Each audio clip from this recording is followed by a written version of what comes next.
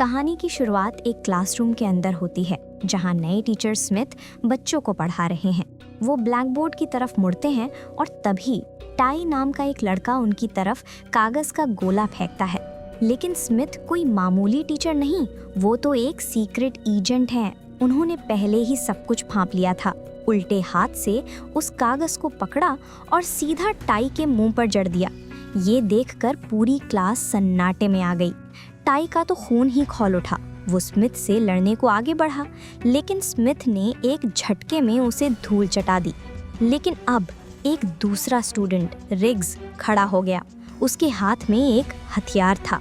जब स्मिथ के कहने पर भी रिग्स ने हथियार नहीं छोड़ा तो स्मिथ ने उसकी उंगलियां मरोड़कर बिना एक शब्द बोले हथियार छीन लिया। क्लास के सभी बच्चे समझ गए थे कि स्मिथ से पंगा लेना बहुत भारी पड़ सकता है। अब क्लास पूरी तरह शांत थी, मानो सबको सांप सूंघ गया हो। स्मिथ ने क्लास का कंट्रोल अपने हाथ में ले लिया और पढ़ाने लगे। दरअसल कुछ समय पहले तक ये आदमी फौज का एक खुफिया जासूस था। उसका असली नाम था जोनाथन शेल। शेल और उसके साथियों को एक गुप्त मिशन दिया गया और वे उसे बखूबी निभा भी रहे थे। लेकिन किसी तरह न्यूज़ रिपोर्टर्स को इसकी भनक लग गई। सरकार ने अपनी इज्जत बचाने के लिए झूठ बोल दिया कि इन फौजियों ने अपनी मनमर्जी की है। उन्हें पैसे देकर चुप करा दिया गया, लेकिन अब वे फौज में वापस नहीं जा सकते थे। इसके बाद हम शेल की बीवी जेन को देखते हैं, जो उनके होम टाउन में एक हाई स्कूल टीचर हैं। वो अपनी क्लास को शांति से पढ़ा रही हैं और सभी बच्चे मन लगाकर सुन रहे हैं। मगर तभी स्कूल कैंपस में जोरदार शोर होने लगता है। बाहर कुछ स्टूडेंट्स आपस में लड़ रहे थे। ऐसा लग रहा था मानो सभी स्टूडेंट्स मिलकर एक लड़के को पीट रहे हों। जैन और दूसरे टीचर शर्मा उन्हें रोकने की कोशिश करते हैं। शर्मा ने लड़ाई रुकवाई और उस लड़के को बचा लिया। इसके बाद जैन ने उस लड़के से बात की जिसने ये सब गुंडागर्दी फैलाई थी। लूकस कोई मामूली लड़का नहीं था, वो एक ताकतवर लीडर था जिसकी गैंग का नाम था किंग्स ऑफ डिस्ट्रक्शन। जेन ने बड़े प्यार से उसे समझाने की कोशिश की कि ये सब गलत है, मगर लूकस पर इन बातों का कोई असर नहीं हुआ। उसने उल्टा जेन को ही धमकाते हुए कहा कि मेरे लफड़े में टांग मत अड़ा, वरना बहुत पछताएगी तू, और गुस्से में वहाँ से चला गया। जेन और मिस्टर शर्मा सीधे प्रिंसिपल के ऑफिस पहुँचे और उन्हें पूरी बात बताई। उन्होंने मांग की कि लूकस के खिलाफ सख्त कार्रवाई हो, लेकिन प्रिंसिपल ने सबूत ना होने का बहाना बनाते हुए मना कर दिया। जेन गुस्से में वहाँ से चली गई और ठान लिया कि अब तो सबूत लेकर ही आऊँगी, चाहे उसके लिए कुछ भी करना पड़े। जब जेन अपनी गाड़ी के पास पहुंची तो लूकस की गैंग के लड़के उनकी गाड़ी को घेर कर खड़े थे। उन्होंने गाड़ी की चाबी के होल को च्युइंगम से बंद कर दिया था। जेन बार बार कोशिश कर रही थी, जबकि सभी लड़के मिलकर उनका मजाक उड़ा रहे थे। काफ़ी मशक्क़त के बाद गाड़ी आखिरकार खुल गई और जेन वहाँ से निकल गईं। घर पहुंचकर उन्होंने चैन की सांस ली, क्योंकि उनके पति शेल बहुत दिनों बाद घर लौटे थे। मिलन की खुशी ज़्यादा देर नहीं रही। शेल ने जेन को बताया कि उन्हें फौज से निकाल दिया गया है। वो दोनों अपने भविष्य को लेकर चिंतित थे। शेल को समझ नहीं आ रहा था कि आगे क्या करेंगे। अगली सुबह जेन जॉगिंग करने बीच पर निकली। उन्हें ये नहीं पता था कि लूकस की गैंग का एक मेंबर उनका इंतज़ार कर रहा है। जैसे ही जेन उसके पास पहुंची, उसने तुरंत डंडे से उन पर हमला कर दिया। खुशकिस्मती से शेल आसपास ही थे। आवाज़ सुनते ही वो जेन को बचाने पहुंच गए और फिर उन्हें इलाज के लिए हॉस्पिटल ले गए। वहां जेन ने शेल को बताया कि ये हमला स्कूल के स्टूडेंट्स ने करवाया है। शेल ने महसूस किया कि उनकी बीवी बहुत डरी हुई हैं। उन्होंने जेन से वादा किया कि मैं तुम्हें कुछ नहीं होने दूंगा और जिन्होंने ये किया है उन्हें सज़ा ज़रूर मिलेगी। शेल ने फैसला किया कि वो अंडर कवर टीचर बनकर स्कूल जाएंगे और इस मुसीबत की जड़ को ही उखाड़ फेंकेंगे। उन्होंने अपना नया नाम रखा जेन स्मिथ। स्कूल में प्रिंसिपल से मुलाकात हुई। प्रिंसिपल ने कहा कि वे उन्हें थोड़े समय के लिए ही रख पाएंगे। स्मिथ ने कहा, कोई बात नहीं, मैं अपना काम बहुत अच्छे से करूंगा। स्कूल के पहले दिन ही स्मिथ ने देखा कि ये बच्चे नहीं बल्कि जंगली जानवर हैं। कोई भी पढ़ना नहीं चाहता था। अटेंडेंस लेते समय ही उन्हें समस्या का अंदाज़ा हो गया। स्टाफ रूम में मिस्टर शर्मा ने स्मिथ को स्कूल की लाइब्रेरियन एना से मिलाया। बातचीत में पता चला कि लूकस की गैंग ने स्कूल पर कब्जा जमा लिया है। एना को शक था कि प्रिंसिपल भी उनसे मिला हुआ है। बाद में प्रिंसिपल से बात करते हुए स्मिथ ने कुछ अजीब चीज़ें नोटिस की, जैसे एक बहुत महंगी रॉलेक्स घड़ी जो प्रिंसिपल की तनख्वाह से बाहर की चीज़ थी। शाम को स्मिथ अपनी पुरानी मिलिट्री टीम से मिले। उन्होंने टीम को स्कूल पर नज़र रखने को कहा। हॉलैंड नाम के एक साथी ने हिचकिचाया, लेकिन बाकी लोग तैयार हो गए। अगले दिन क्लास में वही हुआ जहाँ से कहानी शुरू हुई थी, पेपर बॉल वाली घटना। स्मिथ ने टाई और रिग्स दोनों को ही सबक सिखा दिया। रिग्स शिकायत लेकर प्रिंसिपल के पास गया। प्रिंसिपल ने सिक्योरिटी गार्ड मार्विन को स्मिथ की क्लास में भेजा, लेकिन वहां पहुंचकर मार्विन हैरान रह गया। सभी बच्चे शांति से पढ़ रहे थे। स्मिथ ने बच्चों से बातचीत शुरू की। तभी लूकस ने एक डरावना सवाल पूछा, क्या आप पर कभी चाकू से हमला हुआ है? कुछ बच्चों ने अपने शरीर पर बने चाकू के निशान दिखाए। कुछ दिन बाद स्मिथ सीसीटीवी फुटेज देख रहे थे कि तभी प्रिंसिपल को आते देखा। उन्होंने फटाफट लैपटॉप बंद किया और नॉर्मल बर्ताव करने लगे। प्रिंसिपल ने कमरे में आते ही कहा, कुछ बच्चे तुम्हें स्कूल से निकलवाने का प्लान कर रहे हैं, उनसे माफ़ी मांग लो। स्मिथ ने साफ इनकार कर दिया।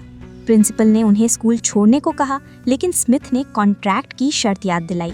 स्मिथ के इस आत्मविश्वास ने प्रिंसिपल के मन में शक पैदा कर दिया। जांच में पता चला कि स्मिथ के सारे डॉक्यूमेंट्स फर्जी थे।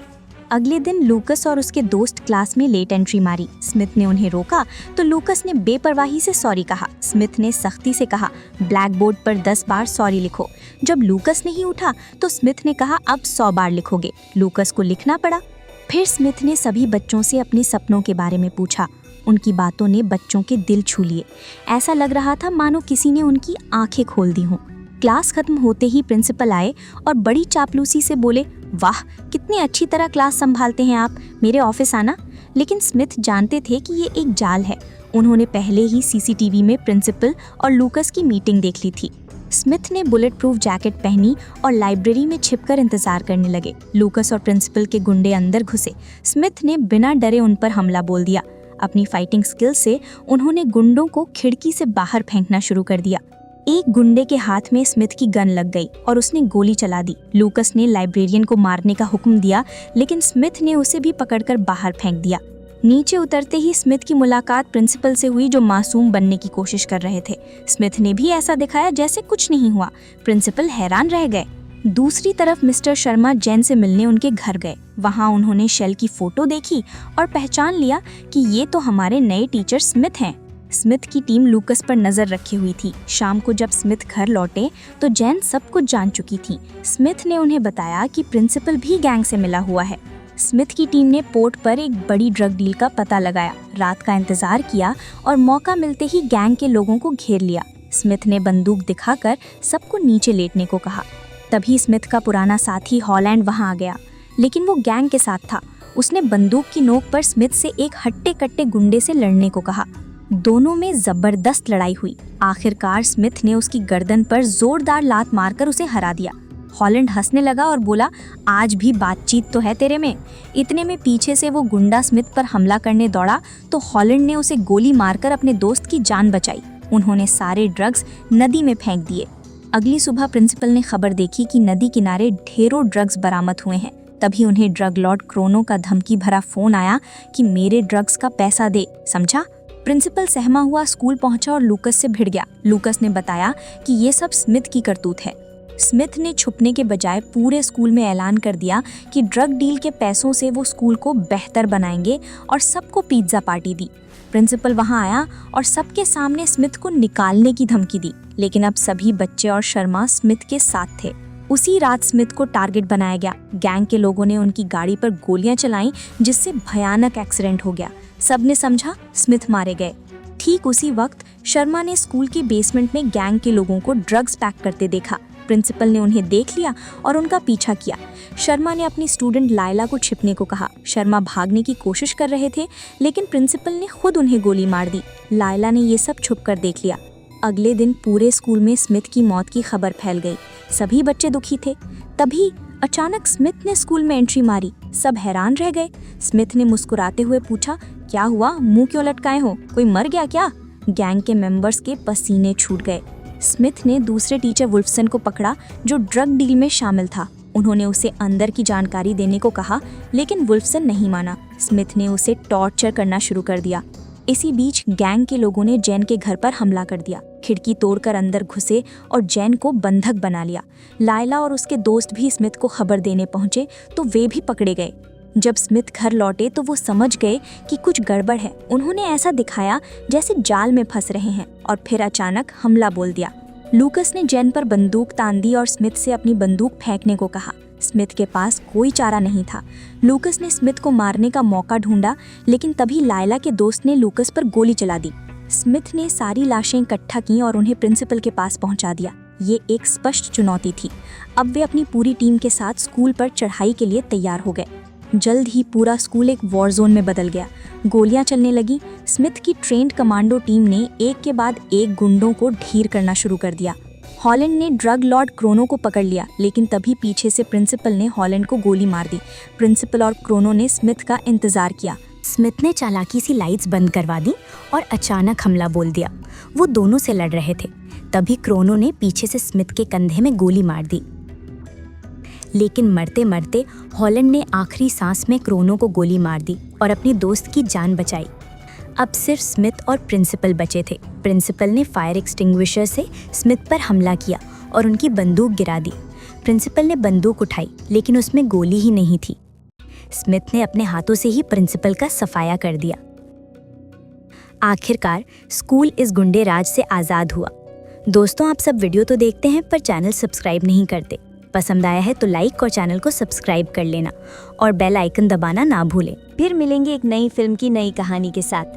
तब तक के लिए कीप वॉचिंग मिट्ठू एक्सप्लेनी।